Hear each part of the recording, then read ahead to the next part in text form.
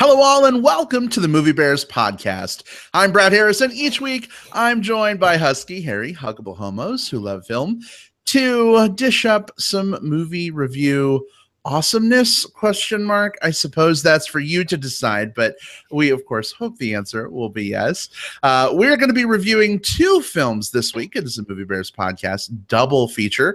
We're going to be talking Baby Driver as well as Despicable Me 3, which is spelled D-E-S, not D-I-S at the beginning, as we discovered multiple typos into trying to hashtag this episode tonight of the show. But thank goodness for autocorrect helping us out there.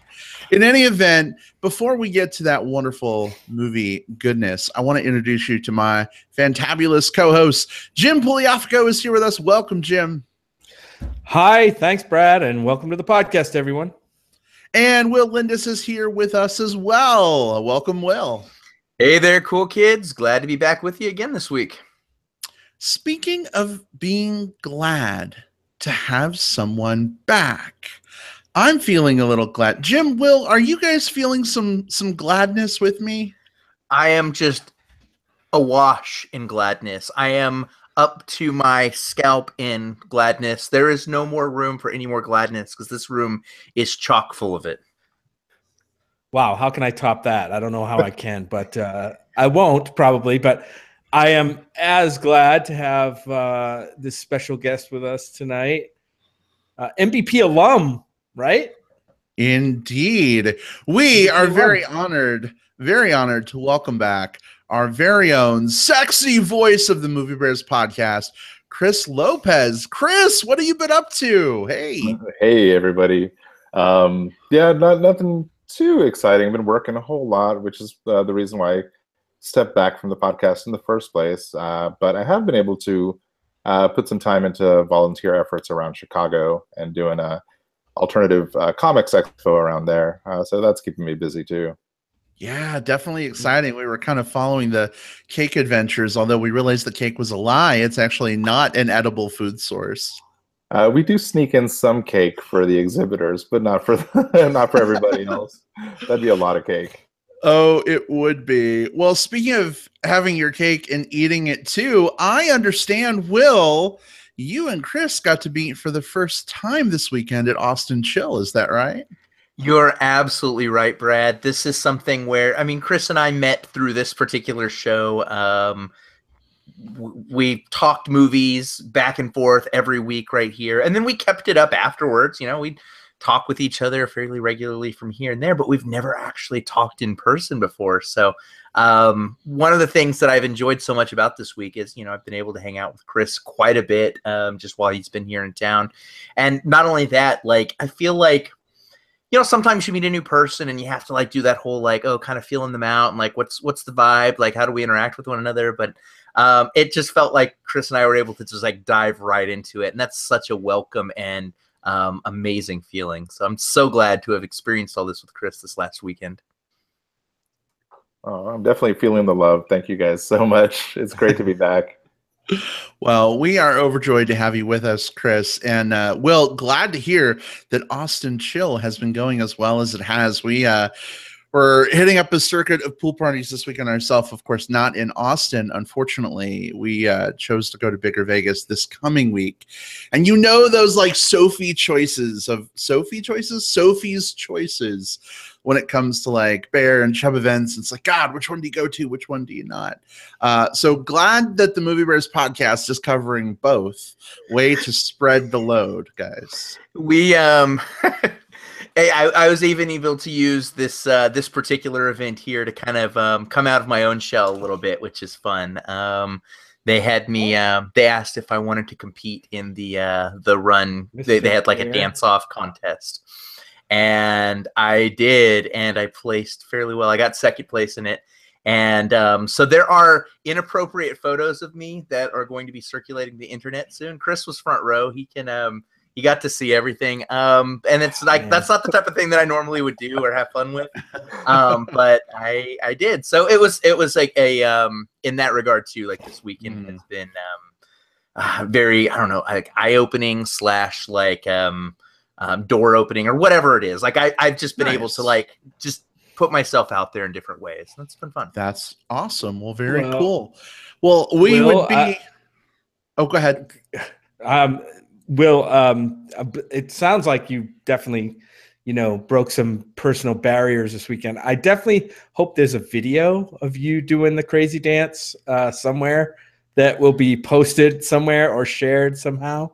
If someone took video and it comes across and it stumbles into my hands, I will make sure you guys see it. It will not be, unfortunately, listeners, it will not be available for sharing because I am not very clothed in it. But Brad, Jim, I'll definitely, if like anything that I come across, I'll share with you guys privately.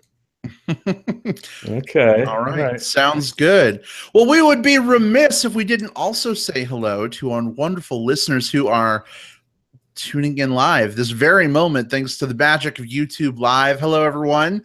We see you joining in. Don't forget to drop us a note in the live chat as we are talking through these couple of movies here. If you've seen them, great. We'd love to know what you think. If you haven't seen them yet and you're kind of on the fence, maybe we can give some good advice, but maybe you could tell us why you've hesitated a little. Maybe we can help. If there's something that we can do. But we have a lot to discuss. So how do you guys feel about just diving right in? Yeah. Let's do it. Ahead. Pedal to the metal. All right. Well, we've reached consensus, which means it is time to begin our movie review here in just a moment. But just to let you know, in case you are new to the show, you're unfamiliar with our format, we're going to talk about both Baby Driver and Despicable Me 3, spoiler free for 10 or 15 minutes before we get into our super spoilery full-on reviews. So again, if you're on the fence about seeing one of these films for some reason, fear not. You can just get our general spoiler free impressions and then step away for a little while, come back as needed. But all of that said, here we go, our discussion of Baby Driver.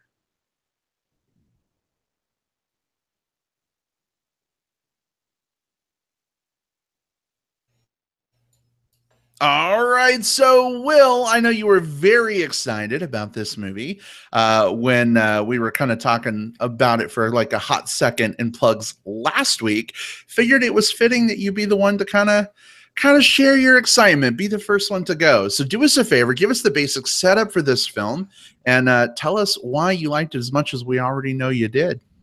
Absolutely. So, yeah, so Baby Driver is the latest film by Edgar Wright. This is the guy who's done films that you've probably seen or heard of, like Shaun of the Dead, Hot Fuzz, Scott Pilgrim vs. the World, and The World's End, which we reviewed here on this program a few years back.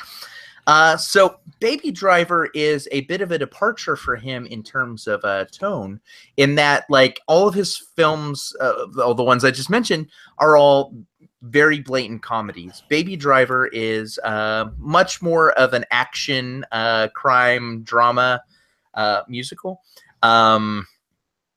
Definitely not that same just like out and out comedy beat like he's done before. It's about this dude named Baby. Like he's a guy who does like getaway driving for like bank heists. Like that's his thing. He's also got tinnitus really bad, so to help fix that, he pops in his earbuds and he listens to music, and he uses that to just kind of kick ass out on the roadways. What's very unique about this particular film is that I mentioned before that it was a musical, and those musical notes are built in and out of the DNA of this film. Everything is very tightly choreographed. The action sequences, the chases, even some of the conversational beats are all built with the soundtrack in mind first, and with the other elements layered over them. So if someone's firing a gun, it will probably be to the beat of a song. If someone's rounding a turn really quickly in a car, you better believe that it's going to be at the most climactic part of the song as that guitar riff is like ramping up. So in terms of the musicality and the style and the structure, there are so many things that this film does that are both engaging and unique. But even past that, Edgar Wright is great with very sharp dialogue and getting actors to deliver it extraordinarily well. And that goes from relative newcomer Ansel Elgort. He's the kid who played Fault in Our Stars, and I think he was in like the Divergent movies. But otherwise, relatively, not necessarily a name. But with some heavy hitters behind him like John Hamm and Kevin Spacey and Jamie Foxx, everyone really shows up. Everyone delivers. I found myself absolutely loving this movie, so much so that I've seen it twice now. And that's something that I don't often have time to do. And I was fortunate in that the first screening of it was with the QA with Wright himself, which was great because a lot of these QAs, you never know if you're going to get, kind of a director just kind of preening, or if you're going to get just kind of some non-answers. But Edgar Wright gave an absolutely stellar QA with a lot of great insight. I'm looking forward to kind of, if any of that stuff is pertinent, I may throw it in a little bit later on. But for me at this point, I just want to say, go see this movie. This is one of those movies that I feel pretty comfortable recommending to just about anyone. I think if you're a film buff, you will have a great time like picking up some of the obscure references and the great style stuff. If you're just the type of person that wants like a fun experience, like some good action sequences, you can just enjoy that and have a fantastic time. So I think almost any audience member can probably have a good time with Baby Driver. If you haven't seen it yet, go do so right away. Highest recommendation possible. All right. Big recommendation from Will. Jim, where do you come down? Yeah, boy, my first hook into this movie was this one, I think, came to South by Southwest, right, Will? And neither one of us got to see it this past March. Absolutely right. Right. I mean, it was weird. It was like we, through a screw up of scheduling or whatever, we just never got to see this one. And then I saw trailers for it. And as soon as I saw the trailer, the hook for me was like some of the stunt car. And I had also seen kind of a featurette of how they did some of the stunts. And a lot of them, I think almost all of them were, I mean, they're all practical effects. Like the old days when they used to do the car chase movies, like the ones that I've talked about, like, Dirty Mary, Crazy Larry, and Vanishing Point and stuff. I mean, these were all practical stunts. So that's what kind of got me interested in the movie. A fresh new face and Ansel Elgort. The cast looked great. John Hamm, I mean, when he gets to sink his teeth into something, he's fun to watch. So is, Kevin Spacey and, Jamie Foxx and everybody else. And it was good to see Lily James in this too. I saw her face come on the screen and I'm like, I know I've seen her in something before. What the heck was it? And it turns out it was the one I remember her from is Cinderella. She was Cinderella in the live action Cinderella, which I kind of liked. And that was a film I think we saw, Will, did we see that with you? Is Lily James the new like glue that binds us? Like I saw Baby Driver with Chris. I saw Cinderella with you guys. Yeah. But anyway, we finally got to see it on its release. Man, I really love this movie, and there's a lot we'll get to talk about, but I just love the whole. What I loved most about it is the swagger that's in the filmmaking in this movie. As you said, it's a departure for Edgar Wright a little bit to get away from the mainstream comedy, which most of his comedies I didn't really care. I'm not a video game guy, so I didn't really care for Scott Pilgrim that much. And I know it's a well-loved film by a lot of people. And his Cornetto trilogy, well, I'm pretty good on that. I mean, I'm kind of lukewarm on it, that kind of comedy. But man, I just would love to see him do, branch out from that a little bit more and do movies like this or explore these kind of ideas that he has. But yeah, I really like this movie. I think a lot of people, some people who see it might say, hey, this is really kind of style over substance. And we could talk about that a little bit when we get into plot. About 2/3 of the way through the movie, I'm like, oh no, they're starting to get bogged down in that plot and it's losing some of its magic for me. I thought the first hour of this movie or so was like magic for me. That opening credit scene, was fantastic, and this movie got rolling, and it really had a rhythm going. And then I think the plot did bog it down a little bit, and it did stick the landing. It saved the landing for me, but it almost missed it at the end, and I'm glad it did recover. But yeah, I would recommend anybody see this movie. This is a kind of a surprise word of mouth hit right now. So get on that train and go see it. I think it's worth it. All right. So 2 recommends out of 4 so far. We will have to see where the other couple of us come down. But before we do, just a quick shout out to our buddy Paul from San Antonio, who just sent us a picture of him enjoying the show. Hey, Paul, good to see you as always. Paul. Glad you're listening. Hello. Also, we've got some folks with us in the live chat as well. See you guys poking in there. So feel free. We do. So feel free, guys, to jump on in, become part of the conversation. I have a question that I want to ask everybody when it gets to my turn. So I'm going to hold it for now, but it's going to be for our live listener folks. But before we get to that, Chris, I am dying to hear your thoughts because I haven't heard you talk about a movie on the show in a hot minute. So I'm excited to hear what you think of Baby Driver. So yeah, that's a good point. So also, this is my first video cast, so please be gentle on judging me. But yeah, I really wanted to see this movie as soon as I saw that trailer. And upon review, I was like, man, I want to see this crime heist movie.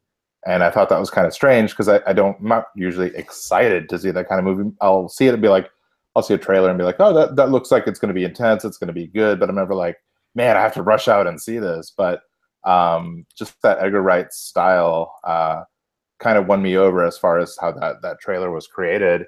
And so some of my friends were like, oh, maybe I'll see that. And I was like, come on. And I didn't get that excitement from a lot of people. But in talking with a lot of people who've already seen the movie, I'm really hearing nothing but superlative reviews. And it's I have to echo that. I really had a good time watching this movie. Will had mentioned the musical elements, and it reminded me of seeing Birdman. And when you hit those drum notes during like the crazy frenetic stuff, and it just amplifies your feelings as you watch it. But this is like almost the entire movie because there's so many action scenes here. And I like when the credits were rolling, I just stood up and I was like, I had to exhale because I just felt like it was like a roller coaster ride essentially. But with characters that really developed throughout the movie and had a lot of strong performances. And I think that's really what kept the hooks in, besides like the super flash, the amazing stunt work, and yeah, just the cool dialogue, and yeah, just I couldn't recommend it. It's probably the best movie I've seen this year. So that's pretty big praise, Chris Lopez. We're 7-ish months into the year. To be said, I don't see as many movies as when I did when I was on the Movie Bears podcast. So my movie viewing has gone down slightly. But in no way does that remove the power of your crowning of this film as your favorite of the year so far. So that is fantastic. Well, glad to hear that. We're going to dive more into some of the reasons why you guys liked it so much, I'm sure, when we get into spoilers. Real quick, just want to give a shout out to Malibu Bearby in the live chat, who says he hasn't seen Baby Driver yet, but definitely plans on taking his hubby to see it this weekend. Well, Malibu Bearby, hope you enjoy it as much as Will, Jim, and Chris enjoyed it. And spoiler alert, as much as I enjoyed it too. So we have a four-peat. Is that what you call a quattro? Four-peat. Something, I have no idea. But anyway, I really enjoyed this movie too. But before I get into why, I just want to say something real quick about South by Southwest. So the deal was for me, because we were getting married in Hawaii in May, I couldn't take time off for South by Southwest this year. Thankfully, my company has a campus in Austin, so I was able to work during the week, during the day at the on-site campus, and then go see movies with you guys at night. And unfortunately, that meant like the prioritization for movies for me like was all about just the ones that stood out to me the most. And I was almost embarrassed to admit this until I saw like 10 other people say the same thing on Facebook. So you know what? I'm not alone. The title of this movie threw me. Knowing that it's an Edgar Wright movie, I figured it was going to be a comedy. When I heard the title Baby Driver, I thought it was going to be some kind of like daddy daycare like comedy or something. And I was just like, ugh, God, no, not doing it. Sorry. And so at South by, it just was not a priority for me. I know you guys weren't able to get to it, Jim and Will either. But going into the movie itself, I had seen the trailer a couple times at that point. I hadn't seen it at South by. And, you know, I've been a big fan of like, I don't know, like really good car driving movies that aren't the Fast and the Furious films. Bullet was one of my favorites as a kid. My dad used to watch that all the time. Steve McQueen. Jim, I know you recently rewatched it, which was kind of awesome. So having seen the trailer, I was like, all right, I'm digging that. I'm good with that. Let's see what happens. But I wasn't really expecting to be blown away. And blown away I was. In fact, Chris, kind of to your point, I think I'm going to side with you here and say this is probably one of my favorite films of the year as well. And it was very unexpected, which is what makes it so welcome. The main character of the film, I feel like, you know, is a good guy trying to do the right thing, but, you know, he's mixed up in some shit that is not great, and he's trying to make the best of the situation. And sort of like Guardians of the Galaxy, the first movie, not as much as second movie because the soundtrack didn't resonate as much for me, but I feel like the music to this film is sort of it's pulsing like heartbeat. You know what I'm saying? I mean, everything, like you were saying, Will, too, you know, is sort of infused by the music. And I don't know if the scenes were planned specifically around the songs, if everything in the plot is made to service the music notes, but I think it's integrated in such a way that like it doesn't feel schlocky to me. It doesn't feel forced like music does in some other movies. So very, very jazzed that it kind of felt like like just a natural landscape of tonal amazingness. There was also some cool visual stuff going on, and I don't know if everybody caught it, but there's one scene in particular, and there's a flash of it in one of the trailers, so I feel okay saying it. They're in a laundromat, and like there's blue things going around, there's yellow things, there's red. Like it looked a little La La Landy to me. That immediately came to my mind.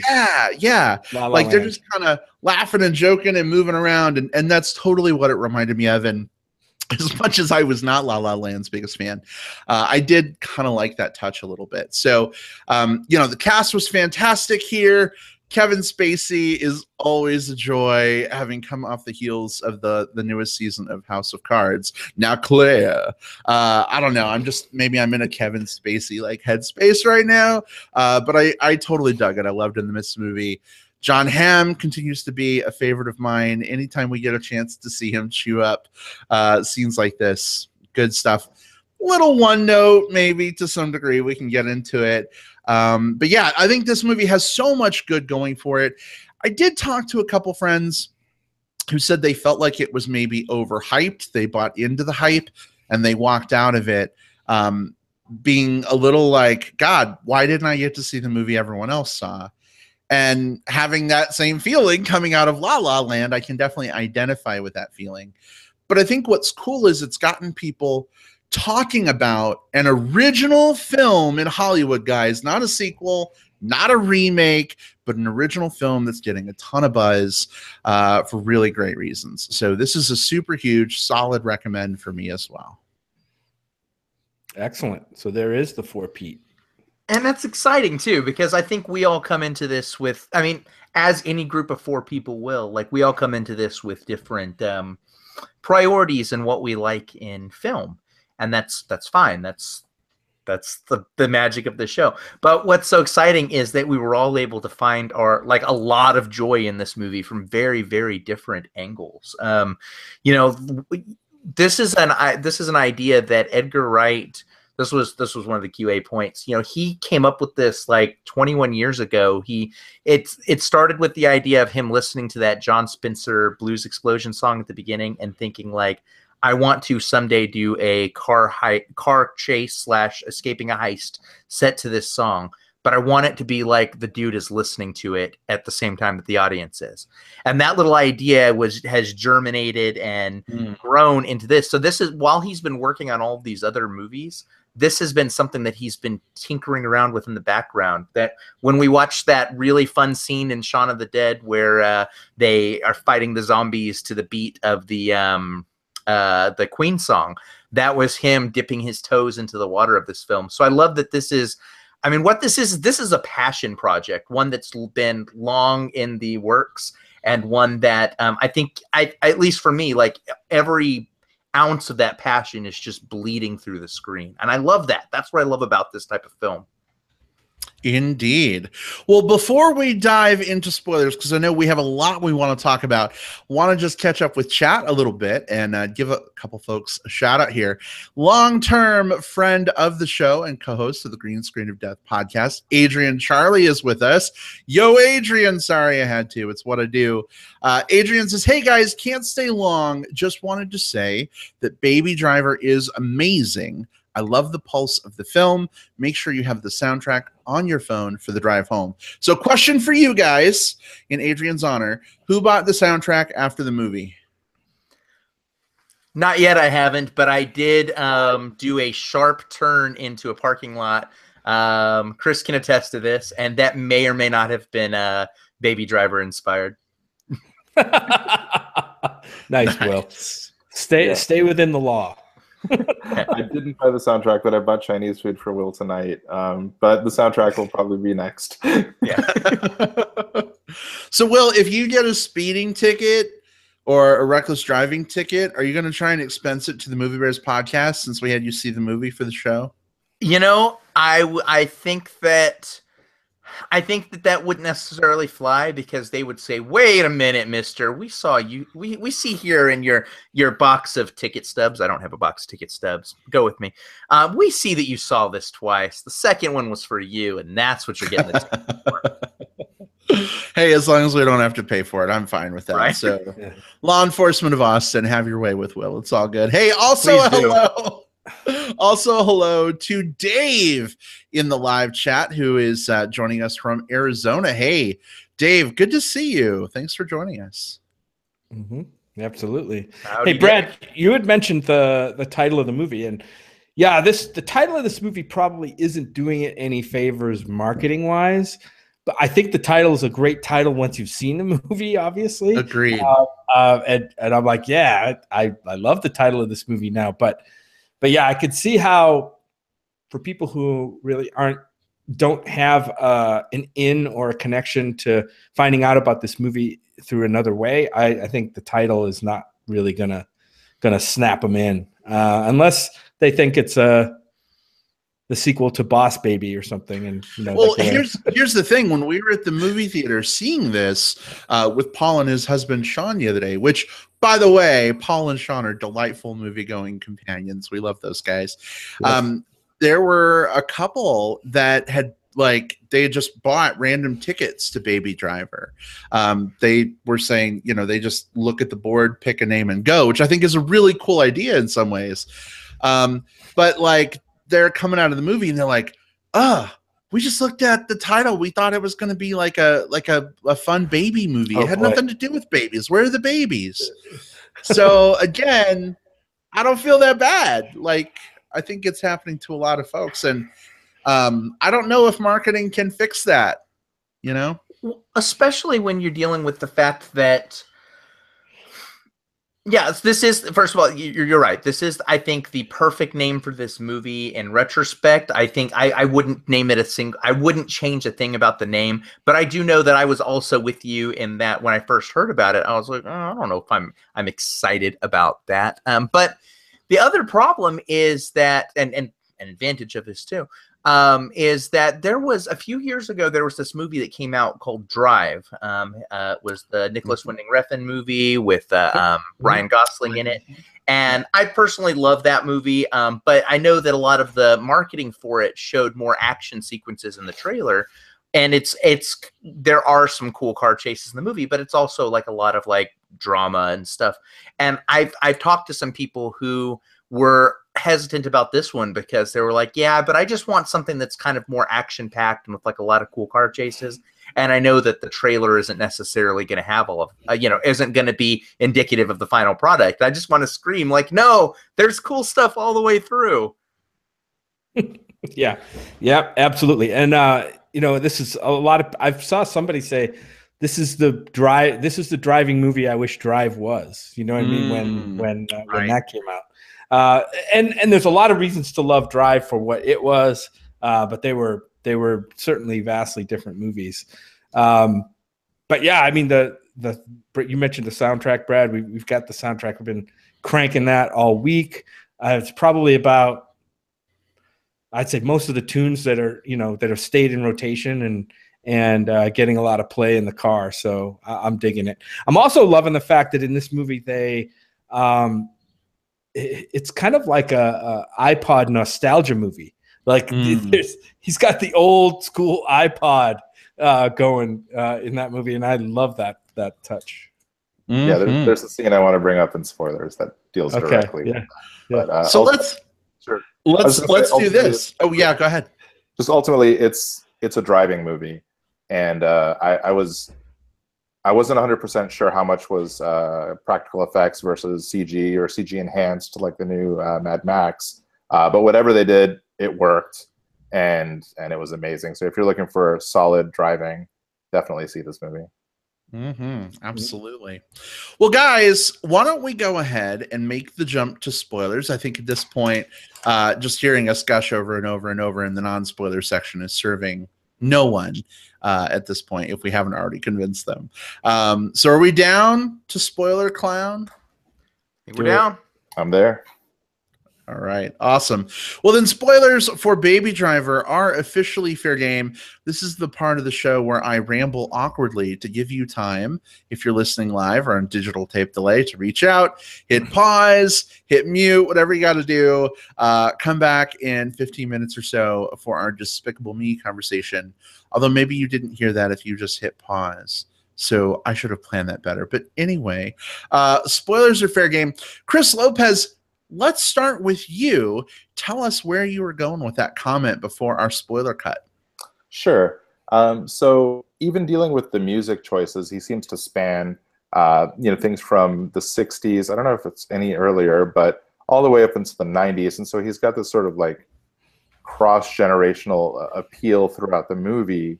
And so dealing with these older iPods coming in, and the memories of him like getting it as a Christmas gift at home, like it felt very 70s or early 80s, because like I could pick that memory out of my head and it looks really, really similar. But then to have this iPod, which came, 10 years later, like it sort of like mixed everything together, and I think gives this movie an appeal that doesn't stick to like necessarily one timeline as far as what people remember. Like a lot of his nostalgic memories are very 50s related, with the black and white shoes, the saddle shoes, and the cars, of course, which are classic. So there's lots of elements throughout the movie which kind of don't stick necessarily to one point in time, and I think that's something that was really well done in the movie.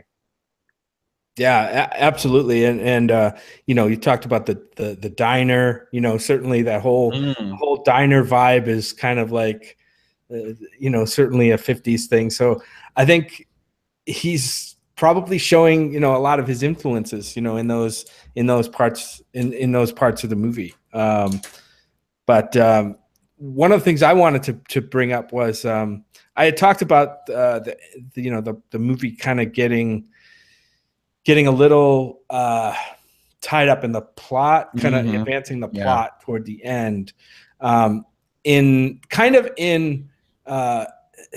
at a detriment to kind of the whole vibe of the movie up to that point a little bit.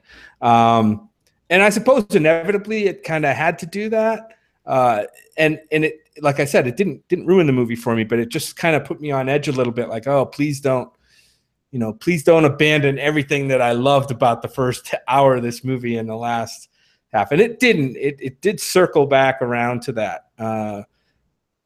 There's a part where, the whole parking garage climax scene of the movie was, very very much plot driven and less about that whole vibe that had got us there to that point.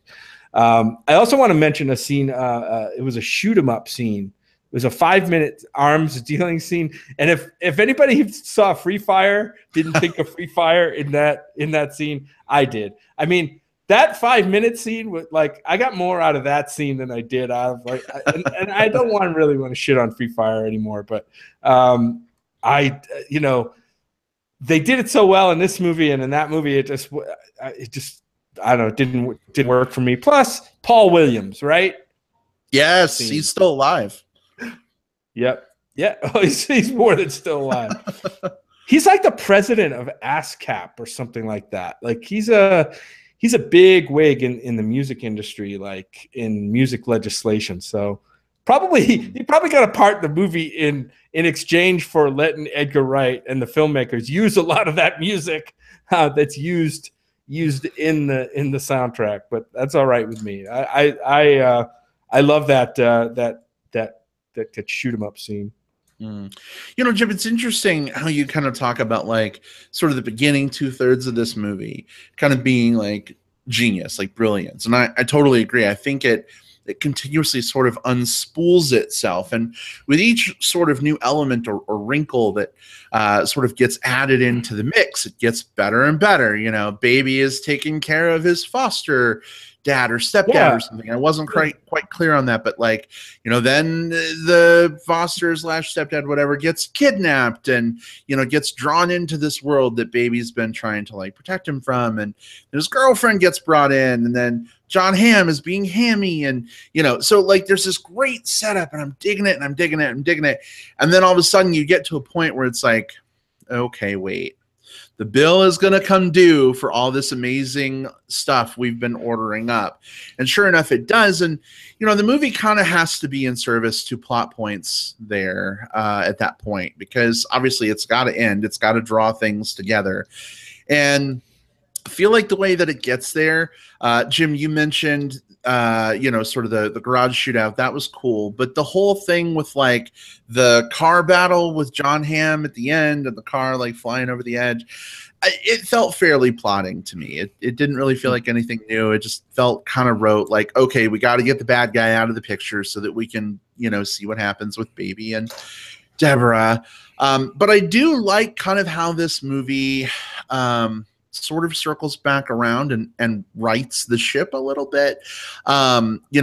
Baby ends up, spoilers, we're in spoiler section, going to jail and serving part of his time till he gets out for good behavior, and he and Deborah get to, get in that 50s coupe or whatever it was and, drive off and do their thing. But I got scared for a moment, because when he wakes up in the truck as she's driving them away, I'm like, oh God, here we go. They're going to get away. They're going to be Bonnie and Clyde on the run forever, whatever. I was like, please don't let that happen, please. And sure enough, it didn't. So had to suffer through a little bit of predictability, but in the end, literally, it was all worth it. It was phenomenal. Yep. Yeah, I'd have to piggyback on top of that. I think the driving and the car sequences were definitely the best part of this movie. So to kind of limit it inside that one parking garage and have that battle may have stymied the movie's like action just a little bit there, I think. There were still some really cool scenes within there, like him vaulting that car at the last second. It was just like, what? So I really, really like that. And you said you were worried that they were going to get away. I was worried that his hearing was going to be affected for the rest of the movie. And that he would have to live his life without the like music.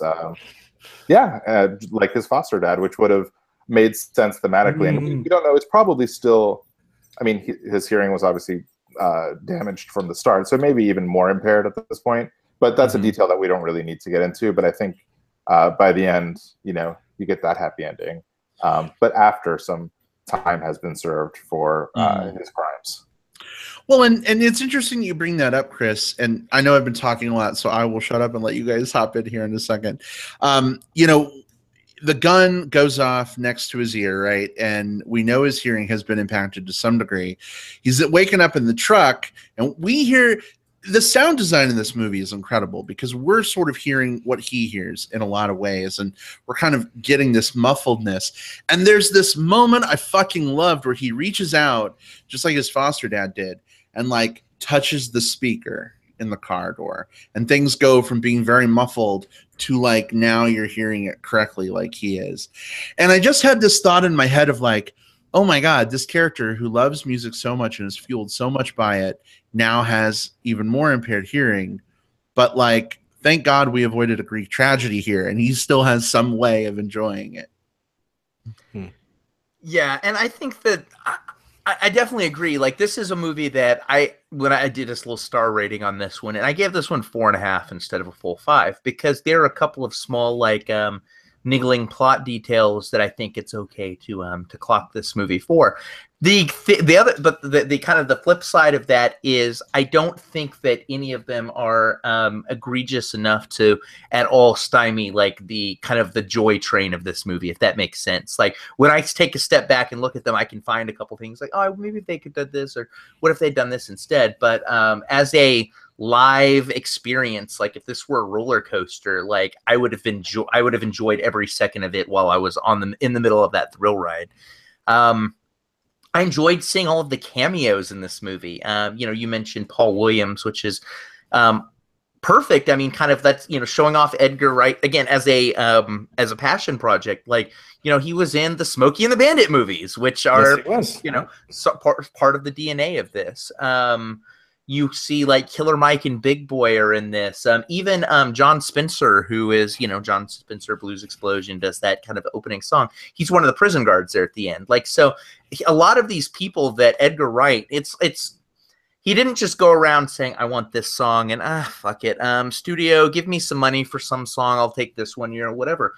These are all songs that he very meticulously chose and crafted the movie around. Like, soundtrack came first, film came second. Like, you can even see that in some of the shots. There's this one song as he's going off, and he's kind of juking down the street getting like coffee, and it was to the song was it Harlem Shuffle?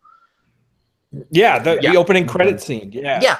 And while he's doing that, it'll say something like it'll like the word slide will appear slide in to the song, left or whatever. And you'll just see someone will have graffitied slide right as he walks past it. Like, you know, that's the type of thing that you can't just like kind of, you obviously couldn't shove just any song into that shot. He needed that particular song to make that particular shot in his brain. And that's why I love Edgar Wright as an artist. And that's why I consider this, I mean, this isn't just a film. For me, this is art in its highest. And it's a dumb action-filled car chase film, but it is a mastercraft of art for me. And that's all I need from the cinema.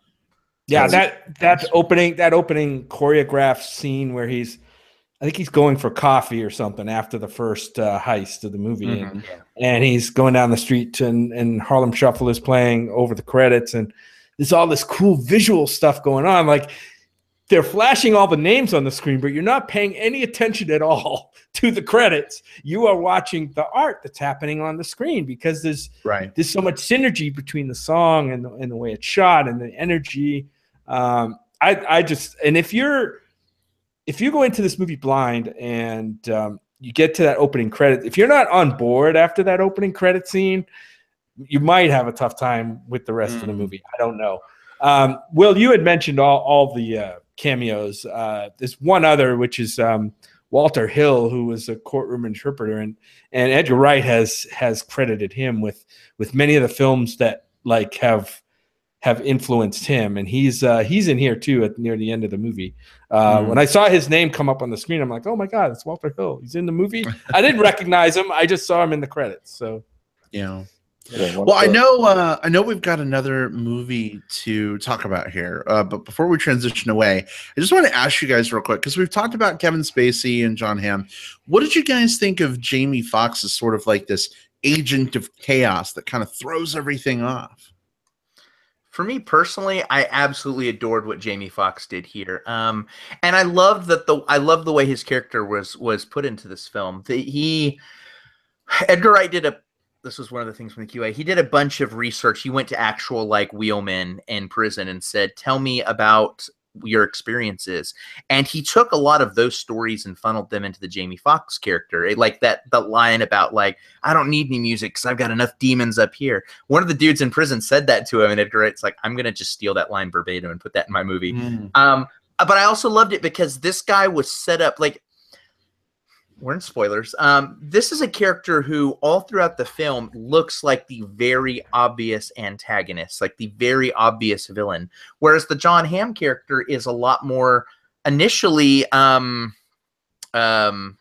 He's like friendly. A friend. Yeah, he's friendly. You know, you expect him to be much more of like kind of the good guy, or maybe not the good guy, but the more middle ground character. And there's a sudden role reversal where the guy that you expect to be your movie's villain is no longer in it. Now you've got a new villain.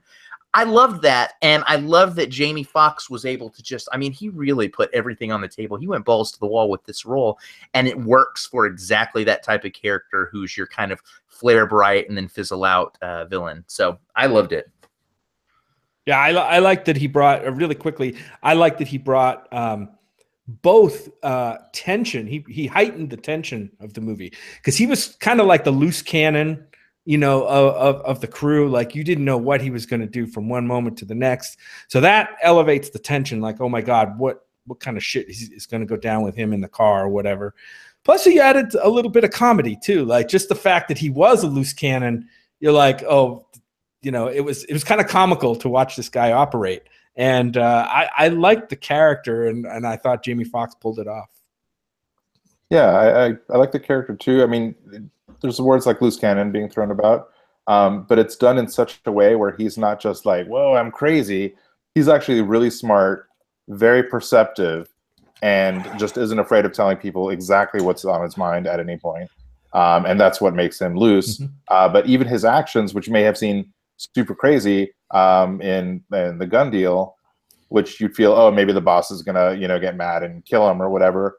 He totally understands. So that kind of shit goes down all the time, you know, in the underworld. And the line where he says he treats, you know, every job or every day like it's his last, and he's trying to not to make that happen, really defined his character. And I thought that was excellent.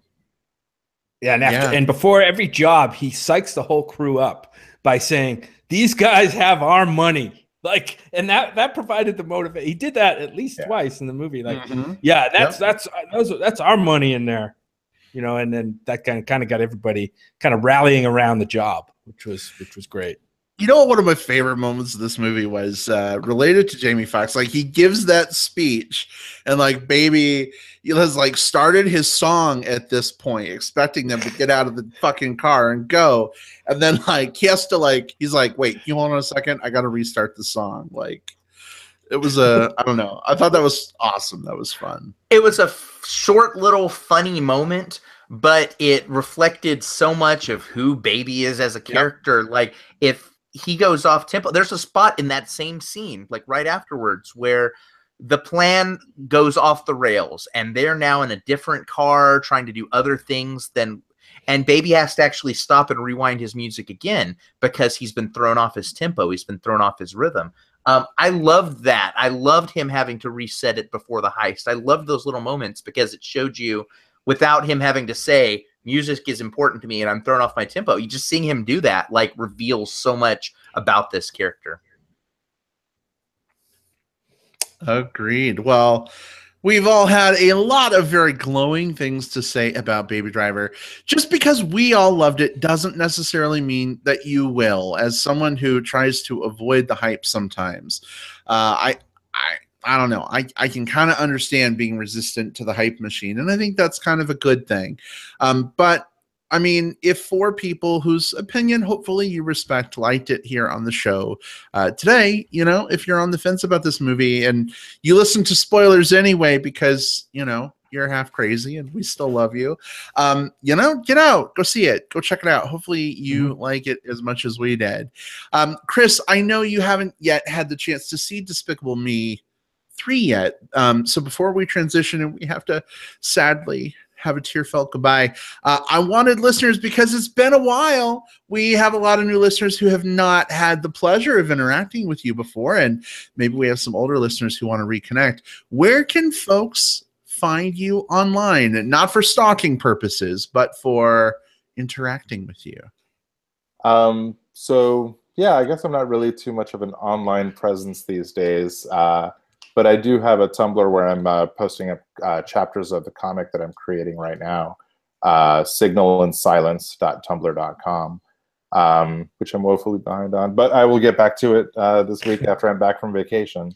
So yeah, if we can just put those in that URL in the show notes, that should be fine. We'll definitely do that. Cool, thanks. And yeah, I can stick around while you guys talk about Despicable Me if that's cool with you guys too. Oh, yeah. Sure. Yeah, I'm totally fine. We're gonna spoil the fuck out of that movie. I hope you're ready. That's totally fine. All right. Well, then that said, we are going to go ahead and shift gears. See what I did there? Away from Baby Driver and move the focus of our discussion onto Despicable Me 3.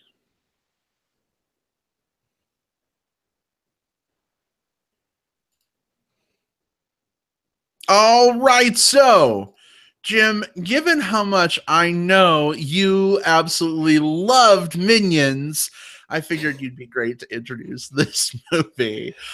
Maybe tell us a little bit about the setup for this third installment of the Despicable Me franchise, as well as whether you'd recommend people see this in theaters, rent it, skip it. I don't know. What do you think? So we're talking about Despicable Me 3. So this is the third movie in a franchise that we've reviewed on the show in the last few weeks, right? We had Cars 3 just a couple of weeks ago. And it's interesting how both franchises have kind of evolved in the choices that they made for their third installment. But this is the third Despicable Me 3 movie from Illumination Studios, who also brings us the Minions, of course, and several other animated features. I will give the IMDb plot summary for this movie first. Gru meets his long-lost, charming, cheerful, and more successful twin brother Drew. Get it? Gru and Drew, who wants to team up with him for one last criminal heist. And of course, that may or may not come to pass in this movie. Anyway, this movie features the voice talents of Steve Carell back as Gru and also as Drew, Kristen Wiig as Lucy, his wife in this movie. Trey Parker is in this movie. We were kind of going crazy, pulling our hair out, trying to place the voice of the villain. Brad's like, I know that voice. Damn it. Who is it? And then like halfway through the movie, he says, I think I know who it is. But anyway, it's Trey Parker. It's got some other interesting people get in there. Julie Andrews does a voice in here as Gru's mom. Steve Coogan, Jenny Slate. So there's some other people who pop up here in this production. Let's see. I kind of liked the first Despicable Me movie and even the second one. I thought the second one was actually pretty strong as a sequel goes. This one, however, I don't think is quite as strong, and I think it kind of drops the ball a little bit of what, especially in terms of what made the first and second one work for me, and that was the emotional core of the movie. And I think this one, I don't know where they kind of went off the rails. I mean, this movie is fine for what it is. It's a kids movie. It's likable enough as a kids movie, and nothing too what's the word I'm looking for? There's nothing too heady in this movie. It's pretty straightforward. What you see is what you get. I was just kind of waiting for it to kind of give me that emotional tug that the first and second one did. but it didn't. And it tried, but it tried in very superficial ways that didn't really work. The comedy in here was okay. There's a few chuckles. It didn't really keep me very entertained throughout. Kept me awake, so I'll give it that much credit. And it's only an hour and 30 minutes long. That is something to praise these days, ladies and gentlemen. It ended, and I'm like, wow, that's awesome. This movie felt like an hour and a half, and it was an hour and a half, and I'm grateful for that. So I give it some points there. This is kind of a soft pass for me. I would say if you're into the Minions, and the Minions do appear in this movie, although they're not they don't really drive the plot, I will say, but they are featured in several scenes here as kind of back to where they kind of belong, I think, which is as side characters. And because I really did not like the Minions movie as much as I liked the Despicable Me franchise. But I would say this is one to kind of wait for video on demand if you're interested, if you're slightly interested in seeing this. Of course, if you have little kids in the family, you want to bring them for something pretty delightful for an afternoon movie, I would take them to see this. But as far as, just going out, spending your hard-earned money on an evening, I would say wait on this one. All right. So a soft pass from Jim.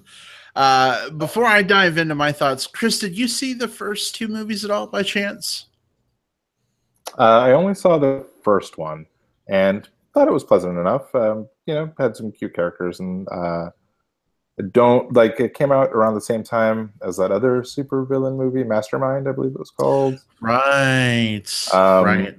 And so they were kind of interchangeable in certain aspects, except one had minions. So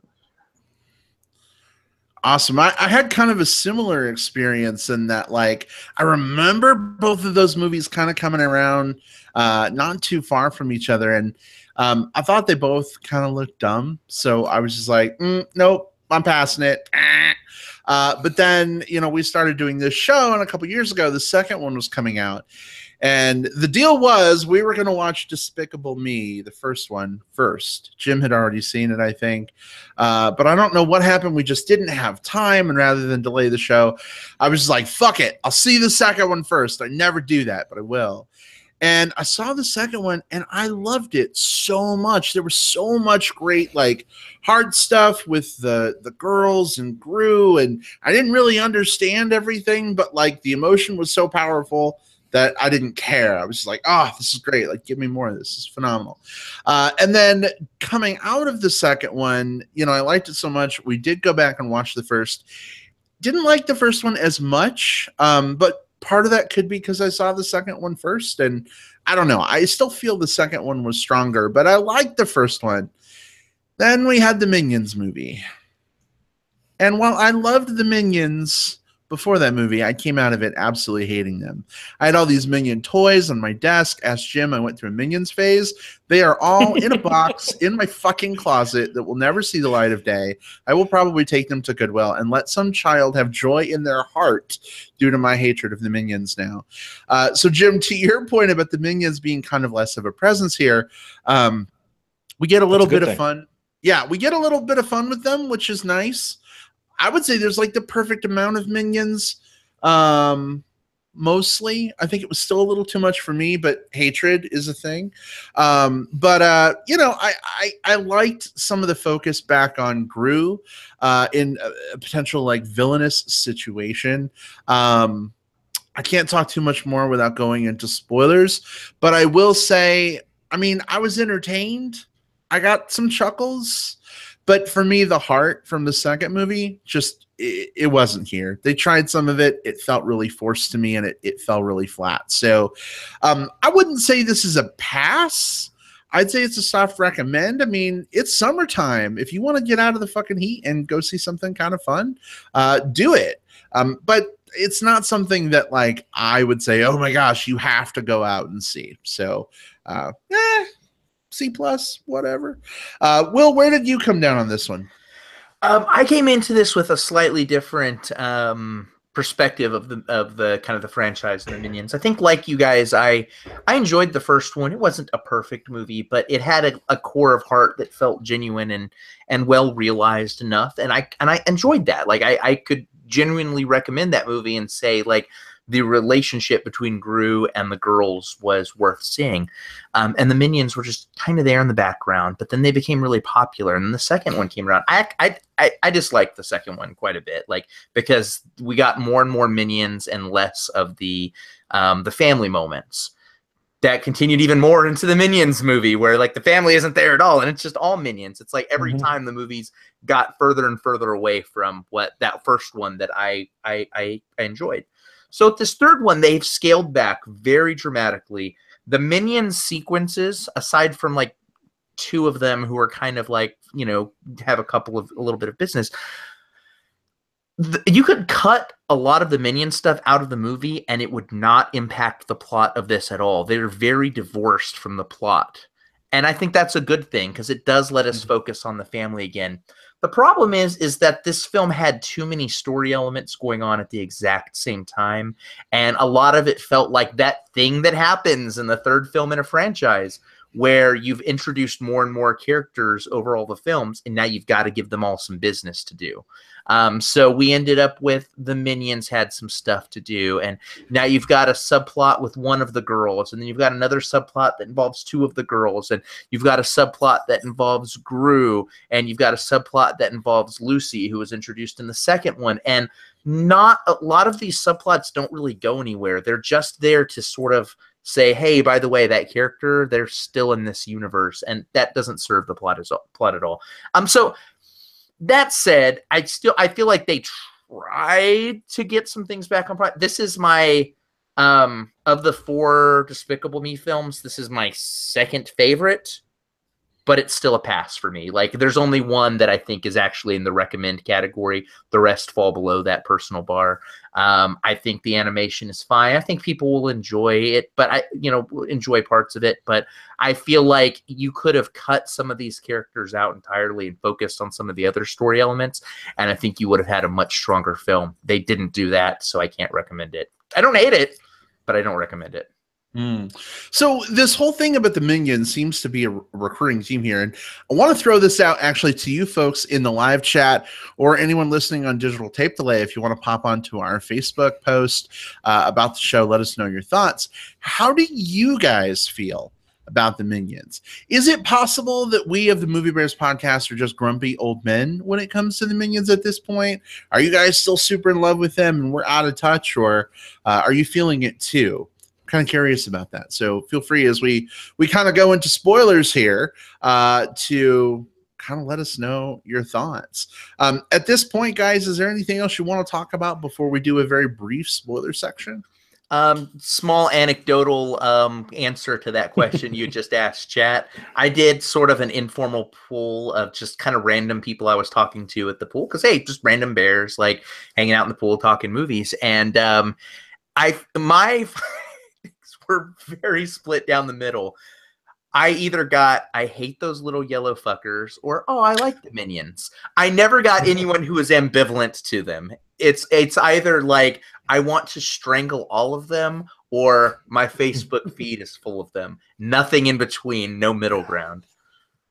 It wouldn't be so bad if at least the theater chain that we primarily go to, which is Cinemark, every time there's a Minions movie or Despicable movie, their splash screens, their Cinemark like ads that like show before the trailers or between the trailers and the movie are like the same Minions. Like 3 Minions come out and they act goofy and they beat each other with stuff and and it's like, man, I've seen this like 100 times, and it seems like they're everywhere. It's funny that you say that, Jim, because hello, Steve, in the live chat. Glad you could join us. Steve says that he was just in Florida and Universal Studios was force-feeding Minions nonstop. It was way overdone at the park, but of course the kids were eating it up. Of course, the kids are the target audience, so that probably says something, but Maybe we're not alone. I don't know. But let's go ahead. Let's rip the Band-Aid on spoilers. Spoilers for Despicable Me 3 are officially fair game. Step away, hit fast forward, whatever you need to do. But we're going to talk about this movie. Pretty full of spoilers at this point. There, I'm done awkwardly rambling to give you time. What did you guys think of this? I'm just going to jump right to the end. I'm sorry. This whole like spy versus spy setup thing, obviously heading into the next movie with Drew becoming the new like villainous Gru. He takes the minions with him and Gru working on the side of good. Does that excite you going into a fourth movie at all? Holy shit. You know, I can't wait. I did not think about the idea of there being a fourth movie until you said that just now. And like, I'm having like just like, what's PTSD, but for the future?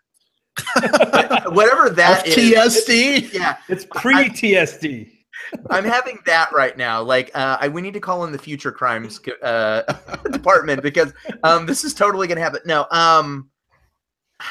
so the actual payoff to it was fine, you know, because if you really think about it, the two of the story elements were in spoilers. The minions want to do villainy, but Gru doesn't really want to. So that's a point of tension.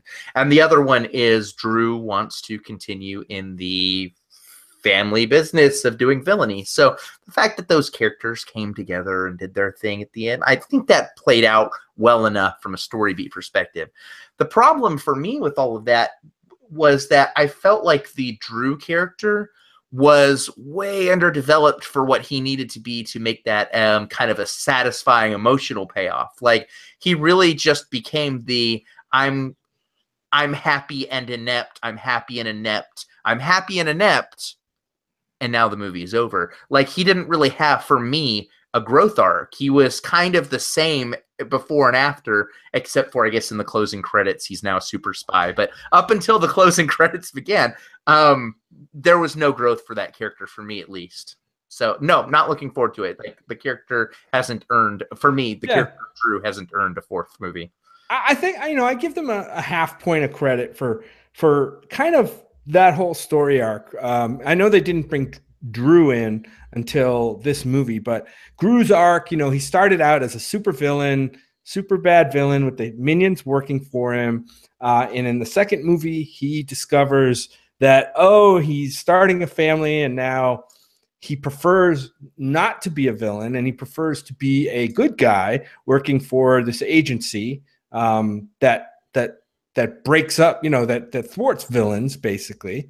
And then in this movie, we're still in spoilers. He's fired from that agency, and now he's this crime fighter, but he's kind of forced, kind of backdoor, not to go back into crime, but to do the same things that a criminal would do.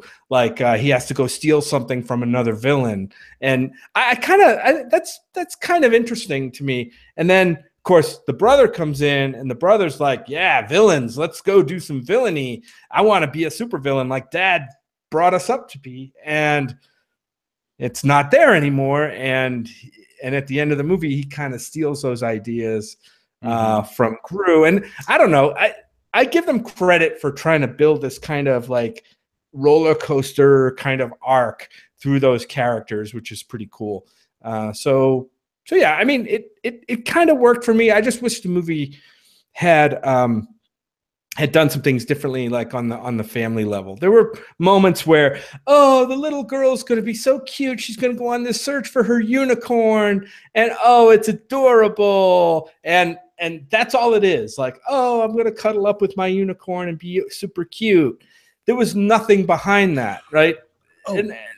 And it kind of bothered me because that, to me, was what elevated the second movie for me. But I got so pissed off about that unicorn thing, and let me tell you why. Thank you for bringing it up.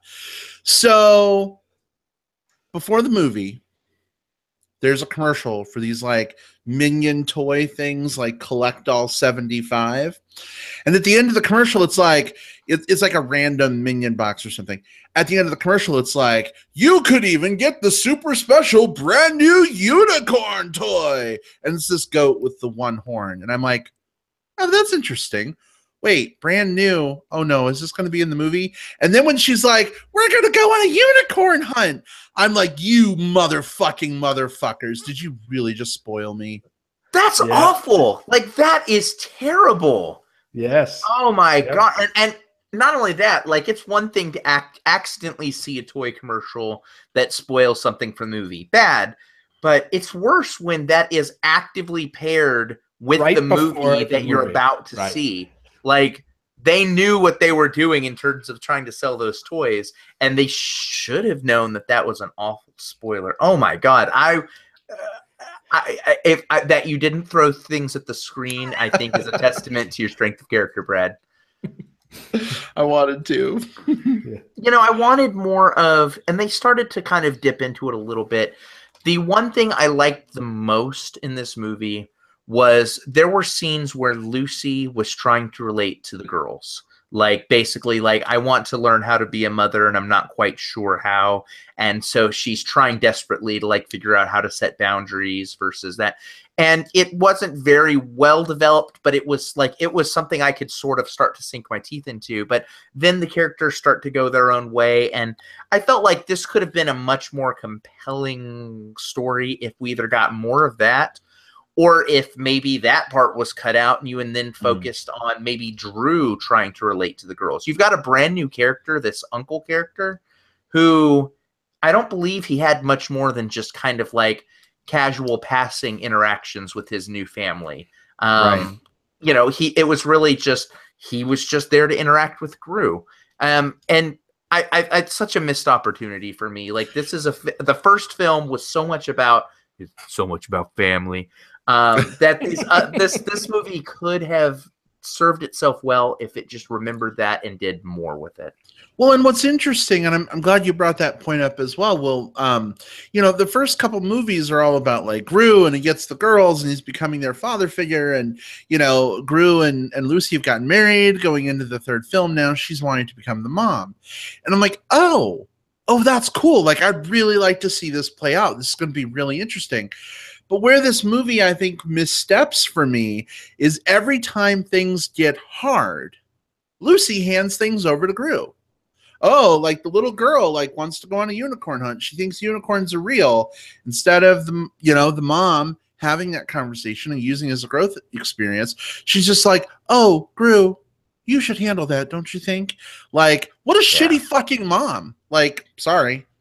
Or even the fact, like, you know, I didn't see her necessarily as shitty. I just saw her as inept and trying very hard. But imagine this instead. Take that same thing, and she says, I don't know what to do.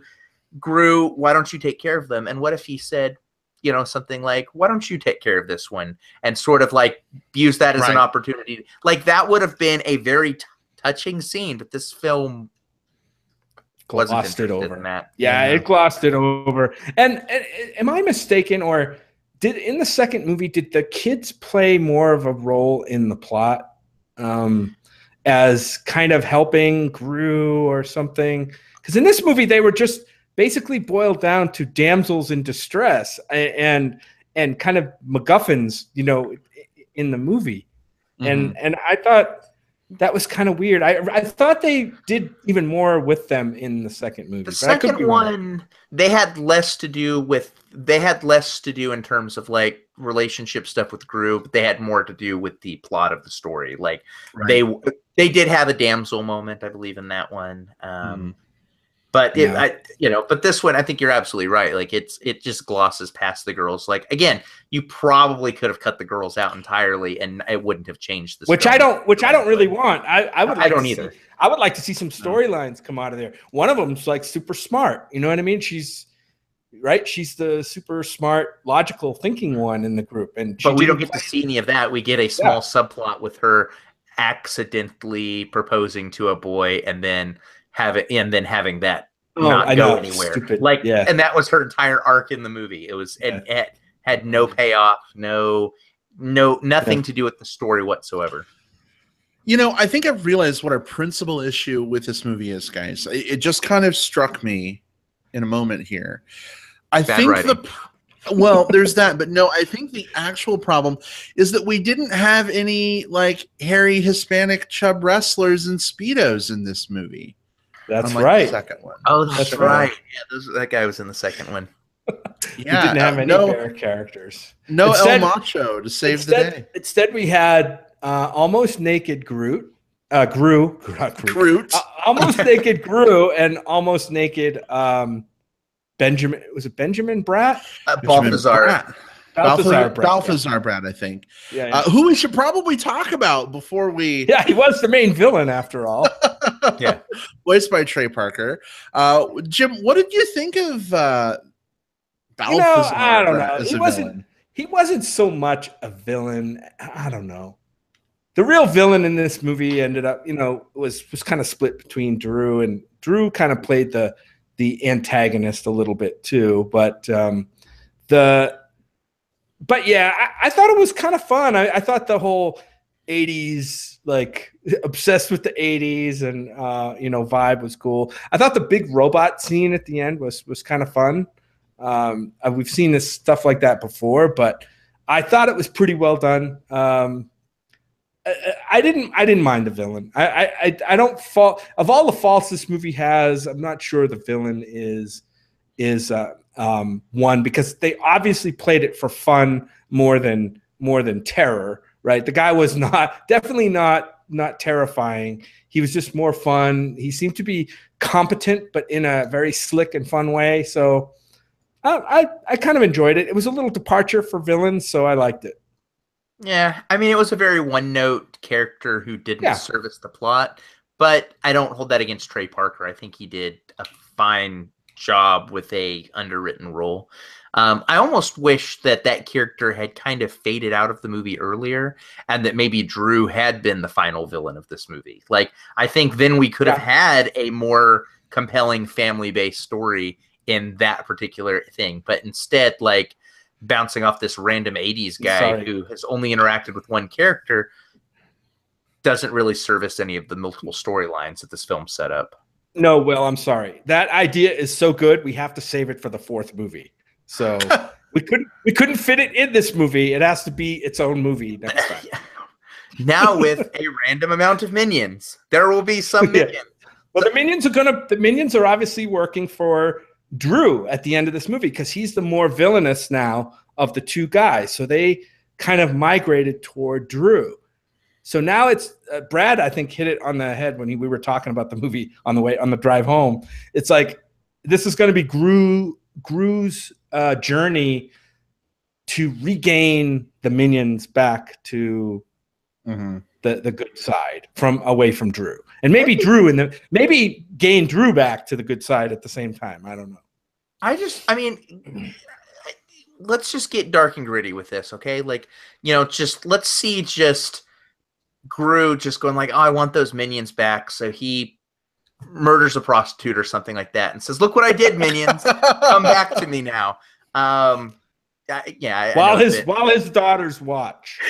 Oh God! Wow. I mean, at this point, that would be no worse than any of these recent Despicable Me / Minion movies. So, if they were good quality stuff, don't change a thing. But they've been so awful. Like, I don't care. Pick a new genre and let them go off. And I don't give a shit. These films will appeal to me just as much, no matter which terrible direction they take them from here. Right. Which is to say, not very much.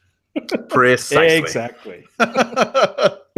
Oh goodness. All right. Well, I think that about wraps it up. Although, Chris, I want to circle back to you for a second. You've been kind of in the background hearing us talk about spoilers, and I'm curious, given all we've talked about Despicable Me 3, any plans for you to go back and watch 2 and 3, or at this point are you set with 1? What's your thought? Definitely not 3. I think you guys, though, have given me more enjoyment in reviewing it than I could possibly wring from watching that movie.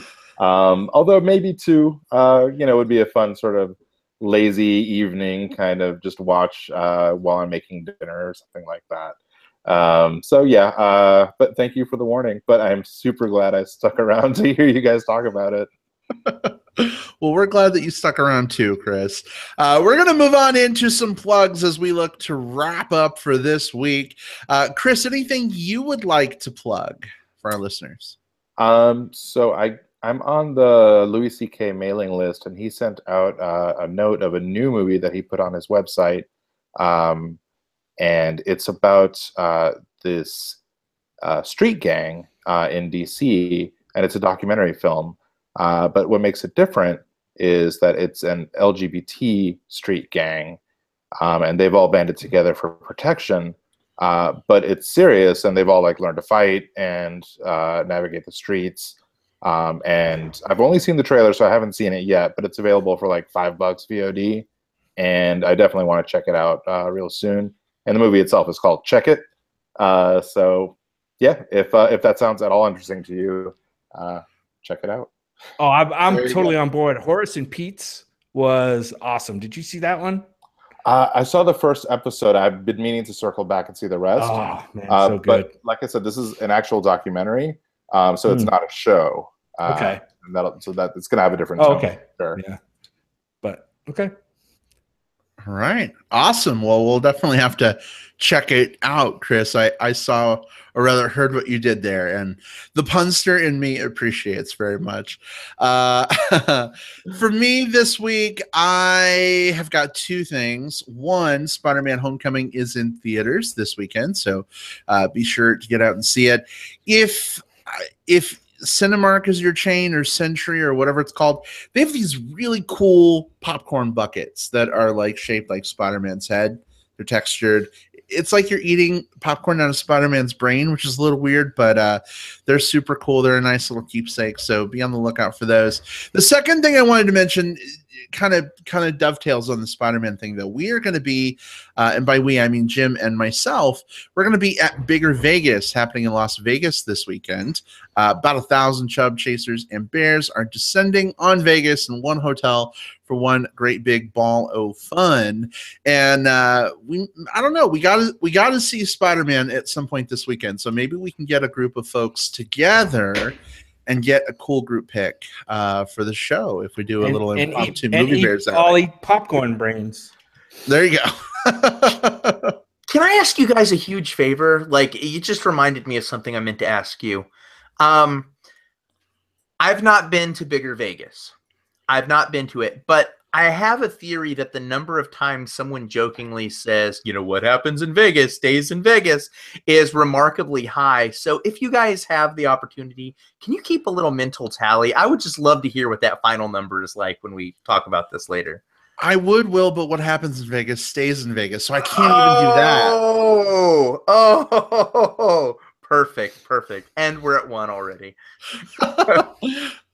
I think we'll keep half an ear out, Will. I mean, we may be drinking quite a lot and not always remembering, but if we hear it and we remember, I don't need you to have a notebook and keep meticulous tallies or anything like that. Just if it comes, I'm just curious, kind of even if it's just the ballpark.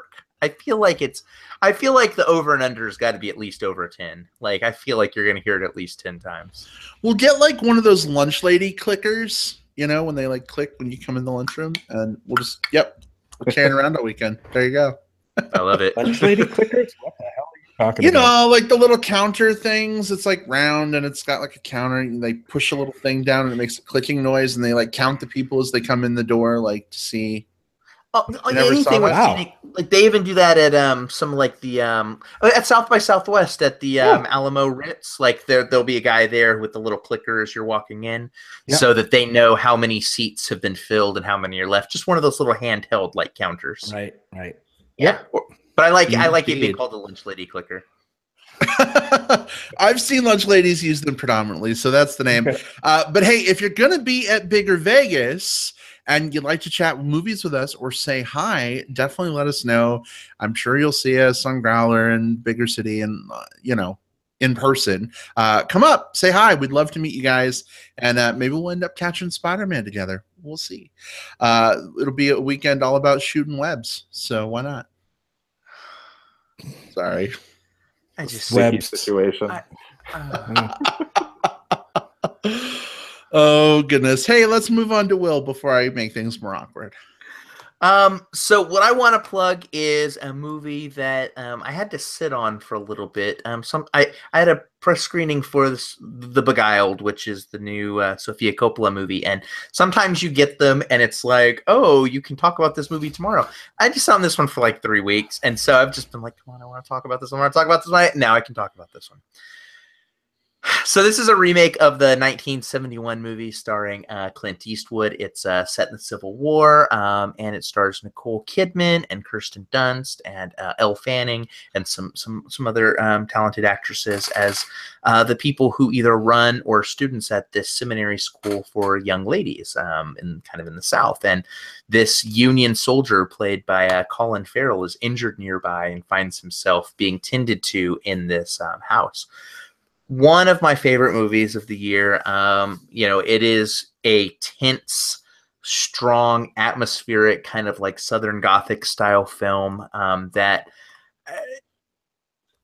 both services the plot of the original and also focuses it, because the first one had a lot of kind of like, it was definitely shot and filmed from the male perspective, and Sofia Coppola brings a very different female energy to this same storyline, and that's fascinating watching those two back and forth. Solid movie. It's called The Beguiled. I've got more words written about it. If you go to our website in the written section, I did a full write-up for it there. But sight unseen, do I think you should see The Beguiled? Yeah, check that movie out. It's really good. All right, awesome. Thank you for your mini review. Sounds like it may be worth checking out if that is up your alley. Jim, what have you got this week? Another movie that we saw early in the year that's just now coming around on its release. I saw it was released here locally at the Loft, so I imagine it's in various art houses. It won't probably be in the Cineplexes. It's called The Hero, and it stars Sam Elliott, and that's out now. It's a kind of a dramedy, I guess, drama comedy. It's about Sam Elliott plays this character who is kind of at the twilight of his career as a movie star, a Western, cowboy kind of movie star. And he's at the end of his career. He's still doing some work and in commercials, voice commercials. So it kind of parallels. I think it kind of parallels, Sam Elliott, at least a little of what we know about Sam Elliott, kind of. And it's a touching story. It's a love story. It's a story about family. It's just a fantastic performance by Sam Elliott in this. I don't know if he'll get any love at the end of the year with awards. Also stars Laura Prepon from Orange is the New Black. She plays Voss in Orange is the New Black. And they strike up kind of what would appear to be an unlikely relationship on the surface. But there's a lot of chemistry there, and I really love this movie. I love the performances. I love the writing. Nick Offerman is in this to give it just a little bit of comedy edge. This is well worth checking out also. It's called The Hero, and look for it in movie houses now. All right. Awesome. Well, guys, that wraps us up for this week. Heading into next week, I'm pretty sure we're going to be reviewing Spider-Man Homecoming. Whether we end up pairing that with movie news or another movie, or I don't know, we'll figure it out. But guys, before we depart officially, want to give a couple of shout outs to everyone in the chat. We have someone named Epic Rayquaza who joined us sort of late in the show. Epic, I don't know if that's your real name or not, but welcome. Glad to have you in the chat, and glad to have all the rest of you guys in chat as well.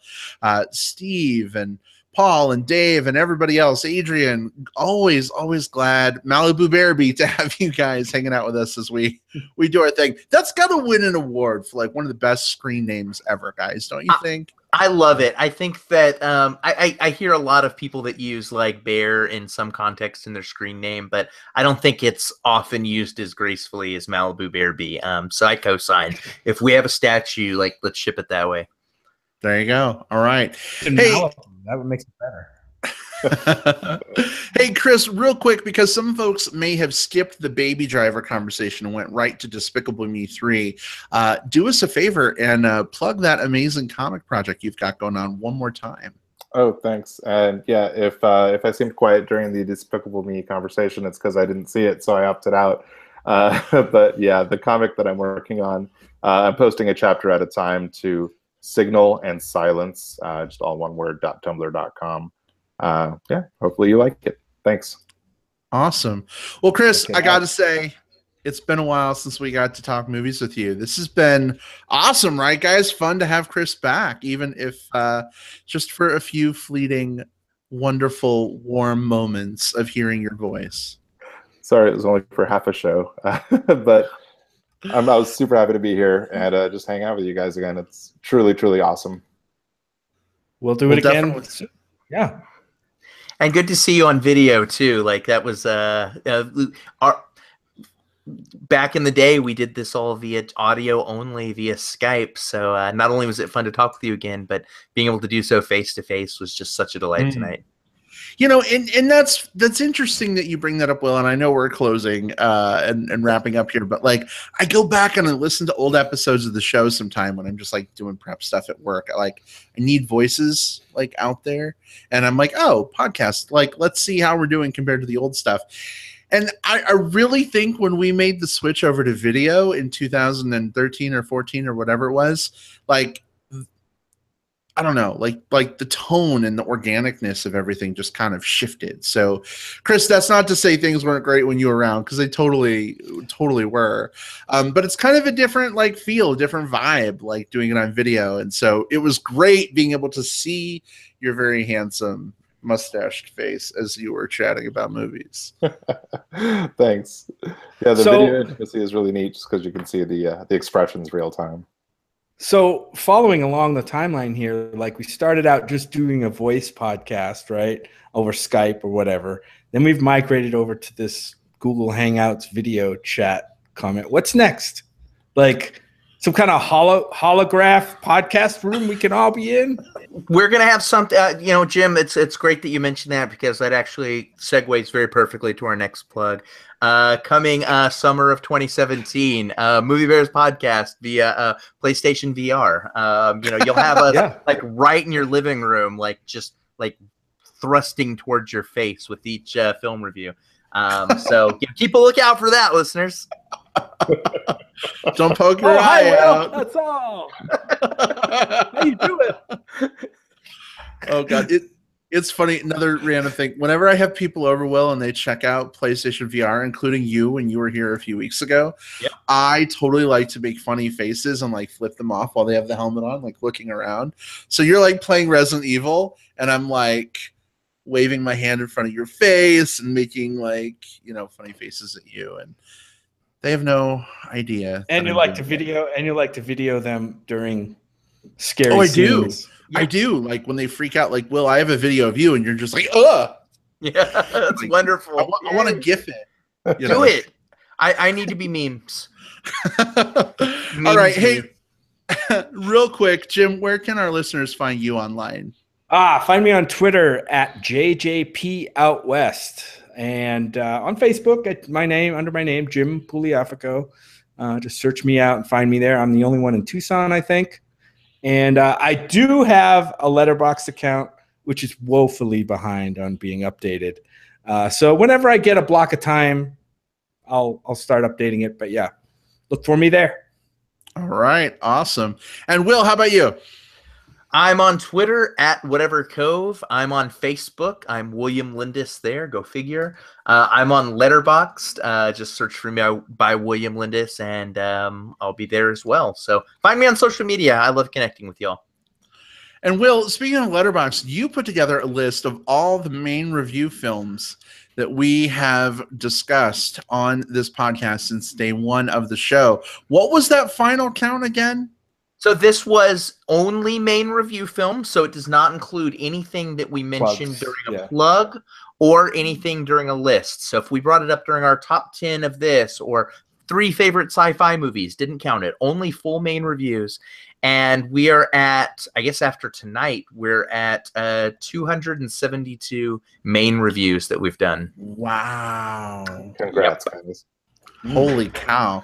And okay, so math wise, because this is episode 240, that means we've had a lot of like double feature episodes, right? In order to get to 270 something. You would have to have at least 30 if we did a main review every episode, but we've done more than 30 because we had several episodes that were just a top 10 episode or just a top 3 whatever episode. So some of those episodes didn't even count, so to speak, towards this. So yeah, we've had quite a few double features in there.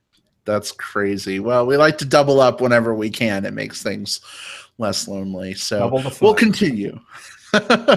Well, Chris, once again, it was fantastic having you with us. Thanks so much for joining. And, if there's ever a movie you want to chat about, it doesn't have to be Edgar Wright. Just let us know. We're happy to have you back anytime.